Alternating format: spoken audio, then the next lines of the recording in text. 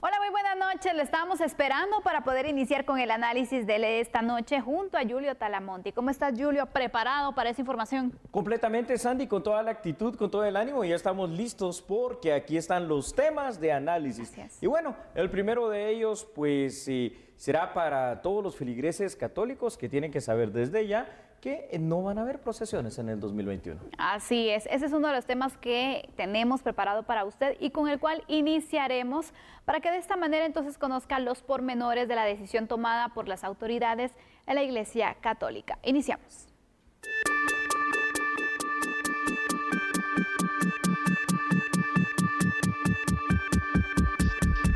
De manera muy breve, la idea es saber que no va a haber procesiones como ordinariamente hubo del 2019 para atrás. Por segundo año consecutivo, los cortejos procesionales han quedado suspendidos. La decisión se tomó como medida de prevención para evitar más contagios de COVID-19. Sin embargo, para mantener viva la llama de la fe, se promoverán actividades virtuales en cada iglesia o parroquia. La razón fundamental y casi única es que existe pandemia. Es por la pandemia que no podemos hacerlo. Si desapareciera mágicamente la pandemia, podríamos volver a tener procesiones, pero mientras haya pandemia y casos significativos, pues es lo que hace que no se pueda tener actividades presenciales masivas. Sin embargo, la invitación era a todas las hermandades para que también ejerzan la creatividad y la preparación para mejorar el uso de la virtualidad en la transmisión de eventos que no van a ser procesiones, pero que sí pueden cada hermandad hacer una presentación, programación en función de su actividad, de su advocación y de su historia, de sus turnos, de sus cargadores, de sus cucuruchos. Asimismo, las actividades previas a dicha celebración deben limitarse a lo indicado. Nos tenemos que regir por los semáforos y no puede haber actividades multitudinarias. Yo recuerdo simplemente que ahora para Guadalupe, en la Villa de Guadalupe, en México, estuvo cerrado 4 días el templo, del 9 al 12 de diciembre. Pues en concreto, en nuestro caso, no podemos pensar en que vamos a hacer actividades multitudinarias.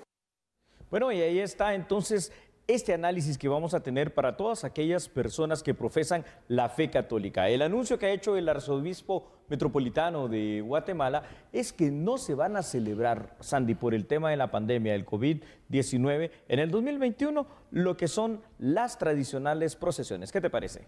Así es, Julio. Esto ha generado pues una serie de comentarios, algunos que ven como oportuno poder tomar estas decisiones y otros como lo ven también como un acto de poca fe. Yo lo diría una decisión realista, sí, Julio. ¿Cómo lo ves tú? Yo creo que precisamente es una decisión realista, remarco tus palabras, pero por sobre todo es una decisión más que oportuna. Ya lo decía Monseñor Gonzalo de Villa, lo mismo pasó ahora para el tema de la Virgen de Guadalupe, allá en la basílica que tiene en Ciudad de México, ¿no? En el Distrito Federal. Y vamos entonces con algunos datos para entrar en materia y en detalle de este análisis que tenemos de las procesiones 2021 que no se llevarán a cabo. Muy probablemente en el imaginario popular de los feligreses católicos se tenía la certeza, Sandy, que en la Semana Santa 2021 estas tradicionales procesiones sí se iban a llevar a cabo. Sin embargo, la máxima autoridad guatemalteca en materia de la fe católica, Monseñor Gonzalo de Villa, informó que mientras el coronavirus esté presente en Guatemala, no habrá procesiones. Eso sí, hay que decirlo, dejó abierta una mínima posibilidad para que esto cambie, manifestando que por alguna circunstancia mágica, dijo él, milagrosa diría yo, en todo caso también el virus desaparece de Guatemala, las procesiones podrían volver a la calle. La medida tomada por la Iglesia Católica Guatemalteca, Sandy, es evidente que parece ser la más adecuada, siendo que no contamos aún con la presencia de la vacuna a nivel masivo en el país y siendo que está pasando un repunte muy fuerte en Europa y en Estados Unidos de contagios de COVID-19. Te repito, ya en Europa hablan de la tercera ola inclusive. Imagínate, por eso es necesario que incluso desde ya se empiecen a tomar esas decisiones. Algunos incluso mencionaban el hecho de que por qué tan adelantados con tomar una decisión como esa, que no se esperan, que pues el tiempo vaya pasando y se tenga exactamente, y se tenga al final pues un panorama más cercano, pero yo veo con poca probabilidad, y no es ser pesimista, pero con es poca, ser realista. exactamente, que con poca probabilidad que para Semana Santa ya todos estemos vacunados. Y es que veamos que primero sí, a ver, si al menos viene la vacuna para ese tiempo, porque esa es una situación que debemos estar pendientes, y sabemos que no es un procedimiento rápido, sino que estamos en lista de espera también, Julio. Sí, Sandy, tenemos que recordar precisamente que somos parte de este mecanismo internacional de COVAX, y sabemos que para, en todo caso, ese final del primer trimestre, probablemente en el 2021 tengamos esa vacuna para quienes han atendido el COVID en primera línea. Pero fuera de eso también habrá que ver, es decir, normalmente las pandemias en el mundo, recuérdate, han durado varios años. El COVID-19 lleva su primer año de existir apenas hace unos pocos días atrás, y si bien es cierto, hay un gran adelanto tecnológico con el tema de las vacunas, masificarlas va a ser muy complicado. Eso también lleva tiempo, y para nuestro país también, porque recordemos que hay otros países que van a tener pues prioridades, y nosotros pues nos tenemos que ir esperando. Hay muchos riesgos de poder realizar procesiones. Hay que tomar en consideración que está el semáforo epidemiológico que marca qué tipo de eventos se pueden realizar y con cuántas personas. Sabemos que las procesiones, una de las características es la cantidad de personas que participan en ellas, que participan tanto directa como indirectamente, Julio. Y eso significaría un gran riesgo para la salud de todas las personas si se llevaran a cabo. Por eso, repito, es una decisión muy realista y responsable, te diría también. Responsable también. Yo te diría que las procesiones en Guatemala terminan siendo el evento multitudinario por excelencia, ¿verdad? Totalmente. Porque no solo todos aquellos que participan activamente dentro de las hermandades como cargadores, sino que también los músicos, los que venden y comercializan dentro de las procesiones, y todos los feligreses que están también alrededor de ella. Entonces, me parece muy bien. Y que se haga con tiempo es muy oportuno. ¿Sabe por qué? Porque entonces así las hermandades también van a tener ese tiempo justo y necesario para poder saber qué es lo que van a hacer. Porque algo tendrán que hacer de manera diferente. Me refiero quizás utilizando las formas virtuales. Exacto. Y también hay que tomar en cuenta algo. Esta situación de cancelar procesiones, hay que buscar. En este análisis le presentamos los puntos positivos, negativos, todos los ángulos de estas situaciones. Y uno de los temas que impactará sin duda alguna será en la economía informal especialmente y en el turismo, porque recordemos que las procesiones son un punto atractivo para los turistas, tanto nacionales como también extranjeros, Julio. Definitivamente que sí, al final de cuentas las procesiones terminan generando alrededor de ellas un movimiento económico bastante importante para las hermandades mismas, para el comercio informal y para todo aquello que se activa como el turismo. Tú bien lo dijiste, así que vamos con otros datos, por favor, a través de nuestra producción. Si bien es cierto, esta decisión es definitivamente oportuna, puede llegar, y así va a ser, a afectar a varias circunstancias, como primero las tradiciones católicas, ¿verdad? Y el tema mismo de su fe. En cuanto al tema económico, el impacto puede ser muy fuerte. Primero, lo dijimos, en el tema turístico, porque muchos extranjeros solían visitar sobre todo la ciudad de Antigua Guatemala, específicamente por el tema de sus procesiones. La medida adoptada para la cancelación de los cortejos procesionales no es impuesta por el gobierno de la República, eso hay que aclararlo. Es más bien una autorregulación de la diócesis guatemalteca. Las tradicionales procesiones de Semana Santa tendrán que esperar entonces, evidentemente, Sandy, hasta el año 2022, y las hermandades deberán de buscar otras formas de llegar a través de la virtualidad precisamente a toda la feligresía. Así es, tomemos en cuenta entonces todos estos aspectos, y también que en este momento lo que se está priorizando es la salud. Así es. Algo que sin duda alguno es válido, porque el riesgo todavía está. Los casos han ido incrementándose, Julio, y por lo tanto también se tienen que tomar medidas que puedan resguardar la salud de las personas, y que de esa forma también se reduzcan los casos, que se pueda controlar la situación mientras viene a nuestro país la vacuna, mientras se finaliza la jornada nacional de vacunación, y todos podamos tener y generar esos anticuerpos para pues ya no vernos afectados por esta pandemia que tanto ha afectado a nivel mundial.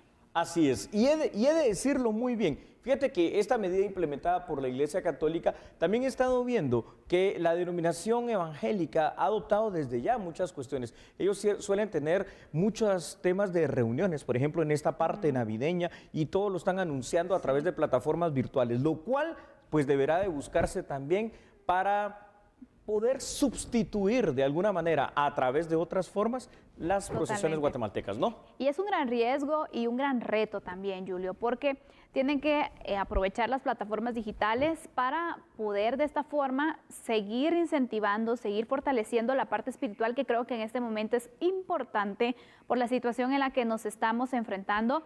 Y hay algo que en la Iglesia Católica también se realiza a fin de año, en especial con la Navidad, las posadas, las famosas posadas, las cuales también se regularon, y muchas de ellas están realizándose de forma virtual, pero se están llevando a cabo. Entonces, es buscar la forma de darle ese sentido a cada una de las tradiciones, pero también adaptándonos a esta nueva normalidad. Y bueno, la religión también se tiene que ir adaptando en sus actividades. Así es, Sandy. Desde que la humanidad existe en nuestro planeta, es más que evidente que el tema espiritual siempre ha estado presente. Es más, es una de las grandes necesidades del ser humano. Y aquí está, hemos dejado para usted el planteamiento de lo que ha decidido la Arquidiócesis Metropolitana de Guatemala en cuanto a que por seguridad de las personas no se van a realizar, al menos por el momento, solo que esto cambiase de una manera muy drástica, procesiones en el 2021.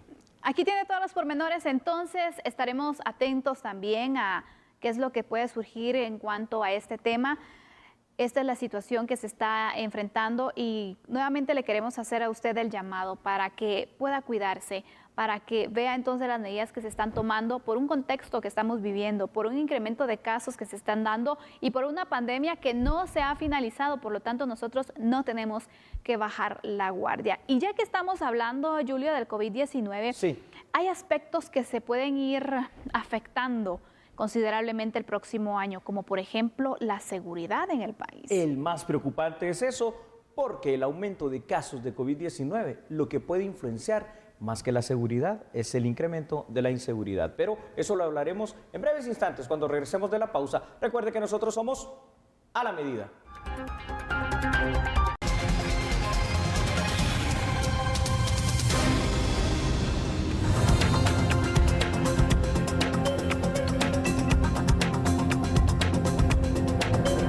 Tal y como lo señaló la Comisión Económica para América Latina, el relajamiento de la población ante la pandemia podría ocasionar un impacto no solo para empresas, también para ciudadanos. Un ejemplo es Europa, en donde varios países han retomado las medidas de confinamiento.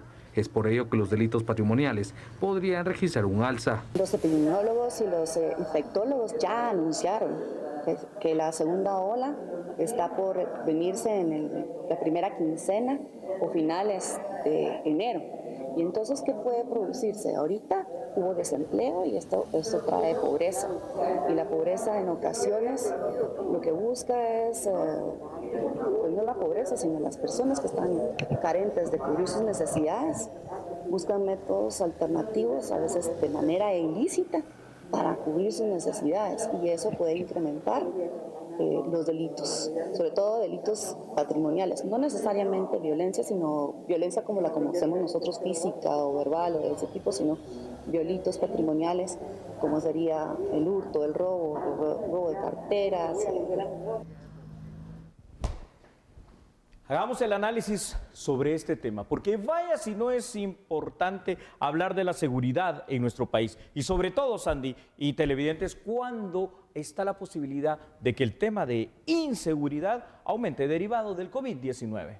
Así es, sabemos la situación económica que se vive en el país y cómo eso también puede afectar el desempleo, como ha estado también, y por lo tanto, si no se presenta un plan inmediato de recuperación económica, este podría ser el panorama para el siguiente año, pero sobre todo también si estos casos siguen en aumento, eso es lo que nos espera. Bastante complicado el panorama, Julio. Así es, Andy, completamente de acuerdo. Y por ello voy a pedir, por favor, a nuestra producción que pueda proyectarnos unos datos. Usted los está viendo aquí en pantalla, ya los va a ver de manera completa. Muchísimas gracias. Y ahí es donde usted los tiene. Es innegable, Sandy, que para países con problemas sociales muy complicados, como la pobreza, la inseguridad y el desempleo, el COVID-19 puede llegar a incidir en el aumento de este tipo de factores sociales o hechos delictivos. Guatemala durante el año 2020 vio cómo empresas quebraron o bien se abocaron a la suspensión de contratos en función de no aumentar las pérdidas económicas. La segunda ola del COVID-19 parece ser más extensa en el tiempo de lo que se podía prever, y el relajamiento social puede provocar una ola de contagios masivos que conlleve al cierre temporal del país. La consecuencia directa sería catastrófica para la economía nacional y además significaría la pérdida de miles de empleos y consecuentemente un aumento de hechos delictivos, porque la gente en la desesperación, Sandy, de no tener empleo, de haber quebrado su empresa, de haber pasado un año 2020 muy complicado, un 2021 que empiece con una perspectiva similar, pues hombre, va con cualquier alternativa, inclusive cometer hechos delictivos como delitos patrimoniales, robar, hurtar, ¿verdad? Dedicarse a las estafas. Es la situación que se prevé, Julio, según estos análisis que han realizado expertos en el tema, se podría registrar a partir del próximo año. Y hablamos del próximo año, estamos a unas cuantas semanas de poder iniciar el 2021. Sí. Y es complicado, la verdad, el panorama que se da a conocer. ¿Por qué? Porque también los niveles de pobreza pueden irse incrementando de manera considerable y sabemos que no es justificación sin duda alguna, Julio, pero hay desesperación en la población que los puede hacer caer fácilmente en el delito. Es que acá es cuando tenemos que traer a colación nuevamente algo que muchas veces no le gusta hablar a la sociedad guatemalteca y también a la clase política, es decir, la debilidad estructural del Estado guatemalteco como tal, ¿no? Esa falta de oportunidades, esa pobreza, esos costos elevados, aunados a problemas que a veces no hay control porque no son antropogénicos, sino que son situaciones naturales, entre comillas, como el COVID-19, como el tema de las depresiones tropicales que azotaron a Guatemala en estas últimas semanas, bueno, crean un caldo de cultivo perfecto que ya está allí latente, pero que está potencialmente más fácil para que se incremente, el problema que para que se solucione el mismo, porque para que se solucione el problema estructural del cual estamos hablando, necesitamos generar oportunidades, necesitamos generar educación, necesitamos generar inversión, necesitamos atraer esa confianza, esa certeza en lo jurídico, en lo legal, que habíamos hablado, un Estado y una estructura guatemalteca fuerte. Si queremos inclusive atraer turismo, tenemos que demostrar hacia el exterior de Guatemala que somos un país seguro, pero por el contrario, todas estas situaciones, aunado a lo que está pasando con el COVID-19, nos están haciendo ahora un país bastante inseguro. Es más, tipificados y calificados en el Índice de Desarrollo Humano de Naciones Unidas como un país en guerra, sin estar en guerra por el número de muertes violentas diarias. Increíble, Julio. Y cuando vemos entonces, hablamos de recuperación económica, que es algo que necesitamos, al igual que muchos países en el mundo también, a consecuencia de la pandemia, pero a consecuencia también de las tormentas tropicales que se han registrado, que ha aumentado los niveles de pobreza y la situación crítica en economía para muchas familias. Cuando hablamos de esa recuperación, nos imaginamos entonces el tema de los empleos que se puedan ir generando. Para eso también se va a necesitar mucho la inversión, pero en este punto también es necesario ir fortaleciendo temas pendientes para que los países, para que los empresarios se animen a apostarle a Guatemala y poder contribuir así a la mejora de la economía y poder reducir así también este impacto que se pueda tener en cuanto a la inseguridad del mismo. Claro, por eso le hemos dicho en tantas ocasiones, prioridad de prioridades, trabajar para recuperar la seguridad de nuestro país. Vamos entonces al análisis de otros datos a través del apoyo de nuestra magnífica producción acá en A la Medida. Y es que este tipo de crimen o de delitos contra los bienes o contra las cosas materiales, como son la estafa, la apropiación, la retención indebidas, el delito de usura, los robos y los hurtos, causan daños realmente a toda la población. Entre estos se puede mencionar el robo de celulares, los vehículos, billeteras y carteras, y también están dentro de los mismos, por ejemplo, la clonación de tarjetas de crédito y tarjetas de débito, entre otras. La inseguridad es uno de los peores y más grandes problemas que afectan a la sociedad guatemalteca, y el solo hecho de pensar o imaginar que los delitos patrimoniales pueden llegar a incrementarse hacia el panorama 2021 altamente sombrío. La pregunta aquí es, cuáles van a ser los programas en colaboración, no solo del gobierno de la República, sino que también de la iniciativa privada. Y ahí sí quisiéramos ver a los denominados países amigos, a las ONGs, a la PDH y a todas las instituciones, viendo realmente qué hacen para tratar de frenar en la medida de lo posible, primero el impacto negativo del COVID-19 en el tema económico y luego cómo combatir esa potencial incremento de inseguridad. Totalmente, Julio. Hay mucho por hacer, sin duda alguna, y todos debemos realizar el esfuerzo. En nuestro país se diría, hay muchos sectores que están tratando la manera también de poderse recuperar. Sí. No ha sido fácil, no va a ser fácil, sin duda alguna, pero existe la voluntad y por lo tanto se necesita el apoyo para todos estos micros, pequeños, medianos y grandes también empresarios para que de esa manera pues se pueda contribuir. Yo creo que muchos quisieran seguir trabajando porque no esperan nada de gratis, quieren apoyar en la producción del país, pero también necesitan ciertas oportunidades para hacerlo. Creo que una de las grandes prioridades y necesidades ya previsibles, y hay que trabajar en ello, es para el 2021 apuntarle a lo que acabas de decir, es decir, todos aquellos apoyos que puedan venir para las MIPYMES, las micro, medianas y pequeñas empresas necesitan esa inyección económica para mantenerse a flote, necesitan ese poder obtener esos créditos blandos de una manera que les permita no cerrar y crear un clima obviamente de confianza, crear un clima de continuar con el trabajo, con la operatividad.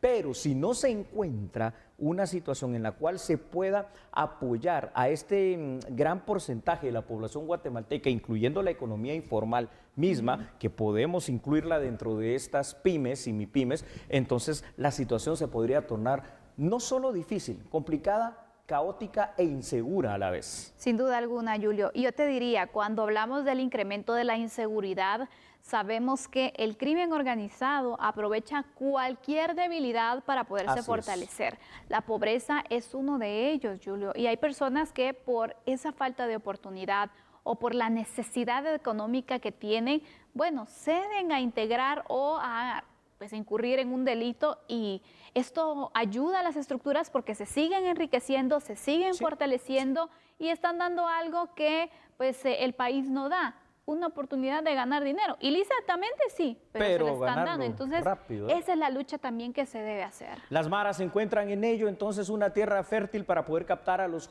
niños y jóvenes. Y por supuesto el narcotráfico encuentra esa situación idónea para poder convencer a quien sea que se conviertan en colaboradores, aunque no lo quieran, pero la necesidad lleva a estas situaciones. Por supuesto que no es una justificación y lo que hoy estamos exponiendo acá es algo que nos debe dejar pensando, analizando y trazando alguna hoja de ruta, alguna estrategia para saber qué es lo que vamos a hacer como país, como sociedad y como nación a efecto de poder evitar un impacto tan grave en la inseguridad como este. Porque entonces, ¿a cuánto vamos a llegar? ¿A 30, a 40, a 50 muertes diarias? ¿A cuánto vamos a llevar en el índice de robos y de delitos contra el patrimonio? No, esto sería insostenible. Insostenible, injusto, Julio, porque mientras que algunos luchan para irse recuperando, lo pueden perder también por la inseguridad. Entonces, a la larga, imagínate, no existirá un avance significativo si no se hace algo también para poder contrarrestar.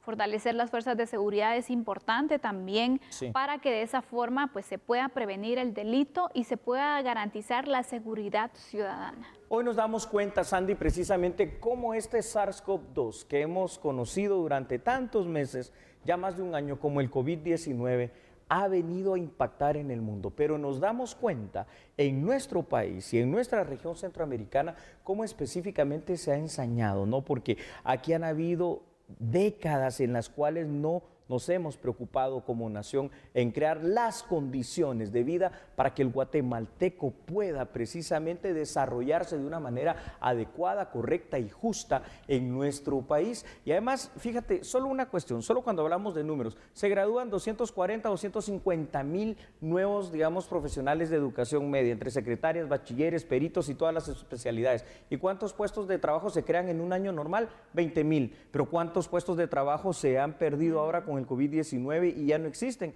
Hay una brecha demasiado desigual. Así es, este es el panorama que se ha pronosticado para el próximo año. Sabemos que todos debemos hacer nuestra parte también, Julio, responsablemente, y usted se preguntará, bueno, ¿qué puedo hacer yo? En primer lugar, actuar en el marco de la legalidad, sí. También poder cumplir con el pago de los impuestos, que eso es muy importante para que funcionen programas que puedan apoyar estos puntos que ya le hemos mencionado. Recursos se necesita y el Estado, ¿cómo los genera? A través de los impuestos. Son algunas de las formas que nosotros como ciudadanos podemos aportar en nuestro país y apoyar así la reactivación económica. Así que vamos a finalizar entonces este análisis, pero cuando regresemos de la pausa, hablaremos, Julio, ya que hemos hablado de delitos, sí. Hoy se capturó una estructura criminal. Y las mujeres ahora están jugando un papel cada vez más protagónico dentro de ellas. Cuando regresemos le contaremos acerca de esta banda de saqueadores. No se lo pierdan después de la pausa. Gracias a usted y hoy gracias especial a todos los miembros de nuestro equipo de producción y particularmente, y se han llevado el show definitivamente el director de cámara Lázaro y nuestro querido Carlitos en cámara. Vamos a la pausa. Recuerde que nosotros somos A la Medida.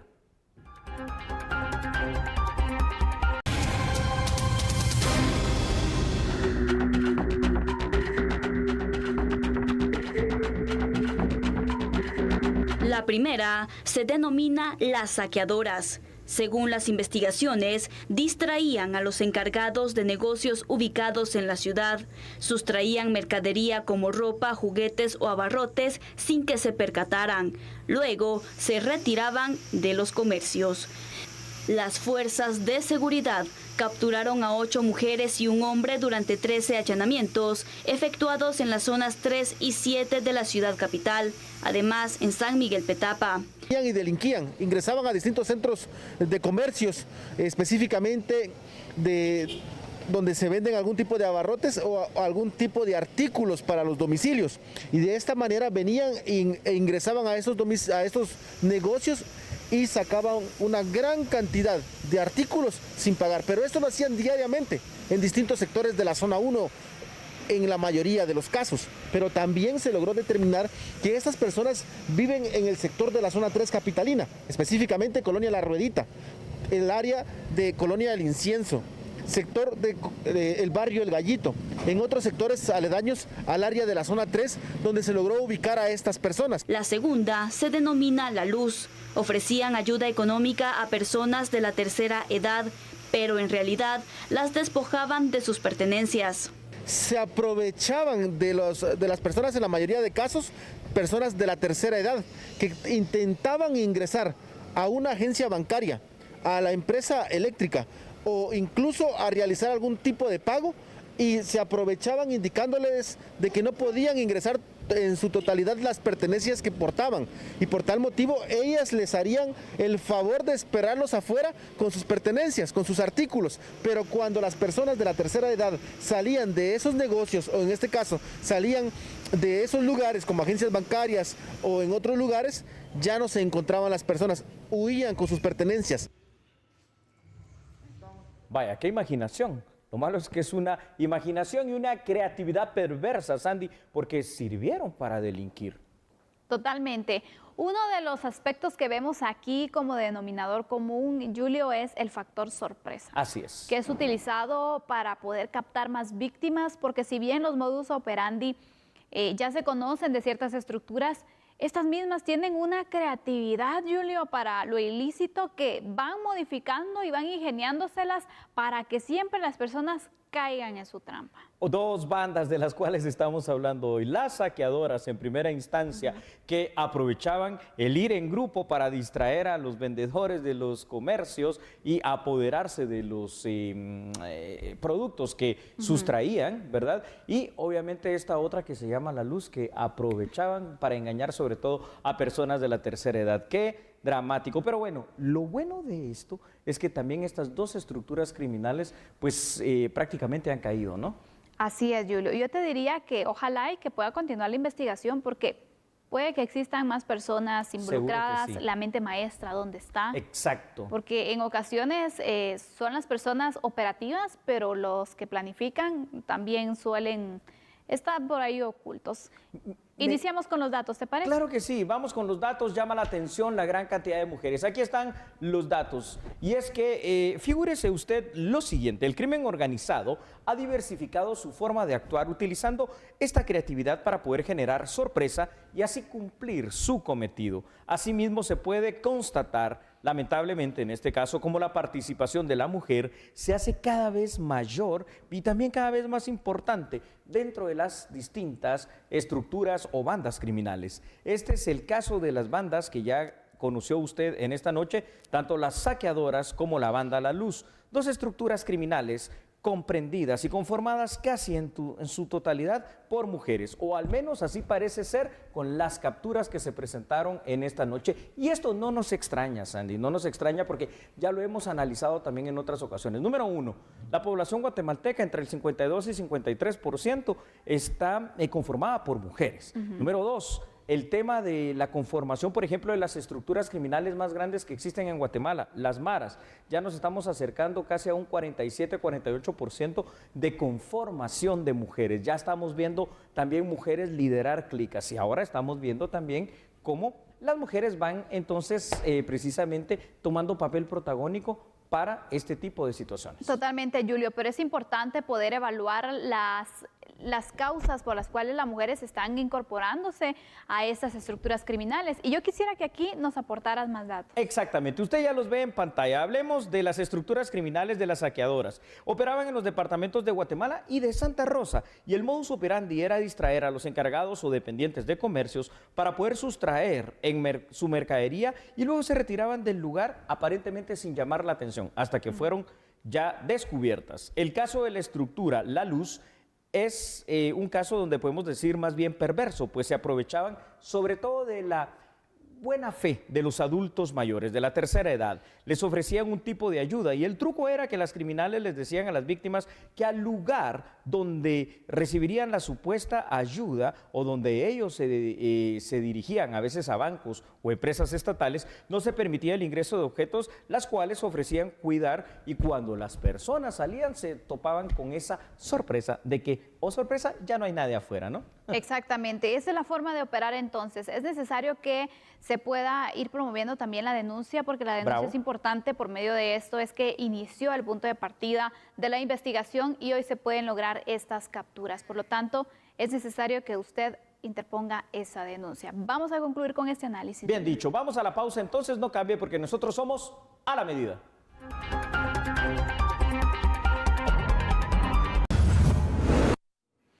Regresamos con otras noticias. El canciller guatemalteco presentó su informe preliminar de gestión 2020, donde se destaca el fortalecimiento de los consulados y otros temas que a continuación se los presentamos. Dentro de los principales avances, el canciller destaca la modernización de los servicios prestados en los consulados de Guatemala, especialmente en los Estados Unidos. La semana pasada tuvimos la oportunidad de viajar a visitar los consulados de Miami y Lake Worth, donde lanzamos el plan piloto de la Estación Única de Captura de Datos. Lanzamos también el protocolo que estamos haciendo conjuntamente con la Comisión Presidencial contra la Corrupción para tener esos espacios de transparencia y rendición de cuentas en base a una nueva cultura de denuncia que estamos promoviendo a través de los consulados para que los guatemaltecos puedan denunciar cualquier irregularidad que pueda darse. La Estación Única de Captura, un asunto pues, que es implementar nuevos sistemas de modernización que permiten la accesibilidad de servicios y atención consular de una manera más ágil. Estamos trabajando con el Instituto Guatemalteco Migratorio, con el Registro Nacional de las Personas y el Ministerio de Relaciones Exteriores, para que dentro de una misma ventanilla, dentro de una misma pantalla, pueda accesar todo guatemalteco en un consulado a 3 documentos principalmente: el pasaporte, el DPI y la tarjeta de identificación consular guatemalteca. De esta manera nosotros estamos generando unas mejoras tecnológicas y unificando los registros de datos de todos los guatemaltecos en el exterior para poder hacer más rápidos y más ágiles y con más certeza los trámites de estos documentos. Importante mencionar que también este año ya se está implementando en los 10 consulados donde tenemos la captura de datos para el DPI, se están imprimiendo partidas de nacimiento, cosa que antes no se daba, y estamos ampliando también para el próximo año los centros de impresión de pasaportes. Bueno, de hecho, esto es el plan piloto que se lanzó. Logramos entregar ya la primera tarjeta de identificación consular al primer guatemalteco, eso nos llena de mucha satisfacción, y va a ser un primer mes de esta prueba piloto para poder identificar cuáles van a ser los detalles que vamos a tener que pulir, pero esperamos que a principios del primer trimestre del próximo año poder ampliarlo a toda la red consular que tenemos principalmente en Estados Unidos, en México, en España incluso, pero nosotros lo queremos lanzar lo más rápido posible porque sabemos que este es un trámite que es sumamente importante para los connacionales. Importante destacar también que hemos reducido ya el tiempo de entrega de documentación de lo que antes se podía dar en 6, 5, 4 meses, ahora se está dando en un máximo de 8 días. En cuanto a los guatemaltecos que trabajan temporalmente en el extranjero, el funcionario destacó que pese a la pandemia hubo oportunidad de empleo y que para el 2021 se espera ampliar esta oferta laboral. Bueno, incluso durante la pandemia hemos tenido un excelente resultado. Muestra de ello es el programa de trabajadores temporales agrícolas que tenemos con Canadá. Actualmente se tienen aproximadamente los cálculos entre 7 a 9 mil trabajadores temporales en Canadá que siguieron viajando incluso durante la pandemia. Recordemos que hubo una limitación y restricciones en los aeropuertos, las líneas aéreas, pero no restringimos los vuelos de trabajadores temporales. Entonces las líneas aéreas canadienses siguieron viniendo por muchos guatemaltecos que están trabajando actualmente todavía en Canadá.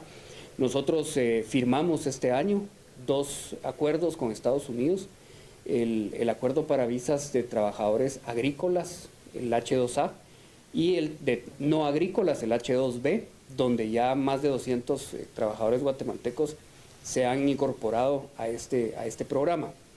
No nos hemos quedado ahí, estamos haciendo esfuerzos a través de todas nuestras misiones y hemos identificado países como España, Italia, Alemania, entre otros como Qatar, por ejemplo. Me reuní con el embajador de Qatar en El Salvador, concurrente para Guatemala, y estamos hablando de que posiblemente nos entreguen 10, 15 o 20 mil espacios de cuota para trabajadores guatemaltecos en Qatar.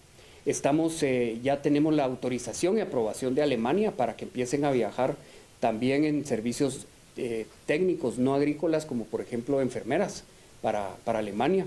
Así que ya tenemos las primeras 50 enfermeras que viajarán el próximo año a Alemania dentro de este programa de trabajadores temporales. ¿Qué se espera para el año 2021 en cuanto a citas? ¿Tiene un estimado o una meta de trabajadores en el extranjero? Nosotros le apuntamos al máximo posible. Hemos conversado con el canciller de Canadá.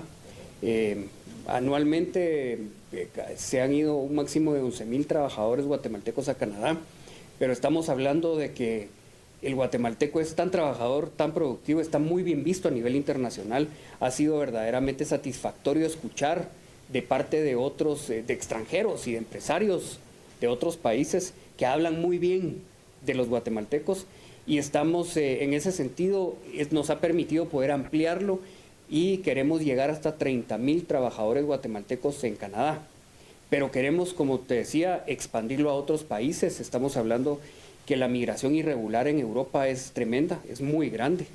De esta forma nosotros estamos ofreciéndole una alternativa regular, formal, ordenada, sin esos problemas o peligros que puede tener la migración irregular, para que los guatemaltecos sigan viajando con más oportunidades laborales en el extranjero. En cuanto a las exportaciones, el 2020 mostró importante variación positiva en productos como el azúcar, cardamomo, café, banano y caucho, gracias a la red de consejeros comerciales. La red de consejeros comerciales ha logrado identificar cuáles productos guatemaltecos existe mucho potencial de exportación, incluso muchos de ellos que no se tenía conocimiento que podían ser de utilidad o de necesidad para algunos países. Así que eso nos ha permitido crecer muchísimo la oportunidad exportable de guatemalteca hacia países. Por ejemplo, en Taiwán hemos crecido un 50%, casi un 50%, pero hay productos que han crecido un 114%. Así que esto nos da la grata noticia de que tenemos un potencial todavía muchísimo más grande de oferta exportable guatemalteca en el mundo. Además, resaltó los acercamientos diplomáticos que se han tenido con otros países que tendrán la vacuna contra el COVID-19. Hemos ingresado también a otros mecanismos como el mecanismo COVAX de la OPS, donde se han hecho todos los acuerdos y todos los compromisos necesarios para que Guatemala tenga la disponibilidad equitativa y disponible lo más inmediato posible. Hemos hecho acercamientos también a través del sistema de integración centroamericana con Rusia. Conocemos que ellos están trabajando en la vacuna Sputnik 5, AstraZeneca está trabajando con la Universidad de Oxford. Hemos hecho acercamientos con México y Argentina, quienes tienen un acuerdo con AstraZeneca, de la misma forma que lo tiene Brasil también, con quien hemos hecho ya los acercamientos. Y hemos ofrecido también a Guatemala no solamente para recibir, ser receptora de la vacuna, sino que también para hacer un centro de distribución a nivel regional, principalmente Centroamérica y el Caribe. Gracias por esa sintonía y mañana aquí a las 21 horas le esperamos nuevamente. Que descanse, hasta mañana. Chao.